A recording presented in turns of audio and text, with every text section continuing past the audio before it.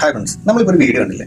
നമ്മളതിൽ metro trains കണ്ടു, അതുപോലെ ബുള്ളറ്റ് ട്രെയിൻസ് കണ്ടു, മൾട്ടി ലൈൻ റോഡ്സ് കണ്ടു, അണ്ടർ ടണൽ റോഡ്സ് കണ്ടു. പക്ഷേ ഇതൊക്കെ നമ്മുടെ ഇന്ത്യയിലാണെന്ന് ഞാൻ ഉൾപ്പെടെയുള്ള പലർക്കും അംഗീകരിക്കാൻ ഒരു ബുദ്ധിമുട്ടുള്ളതായി തോന്നാറുണ്ട്. നമ്മളിപ്പോഴും മറ്റു രാജ്യങ്ങളിലെ, ഇപ്പം ഫോർ എക്സാമ്പിളായിട്ട് പറയുകയാണെങ്കിൽ ജപ്പാനിലെയും ചൈനയിലെയും ബുള്ളറ്റ് ട്രെയിനുകളെ വാദോരാതെ സംസാരിക്കുമ്പോൾ ഇന്ത്യ തദ്ദേശീയമായി വികസിപ്പിച്ചെടുത്ത നമോ ഭാരത് എന്ന ബുള്ളറ്റ് ട്രെയിനിനെ കുറിച്ച് അറിഞ്ഞതായി ഭാവിക്കാറില്ല.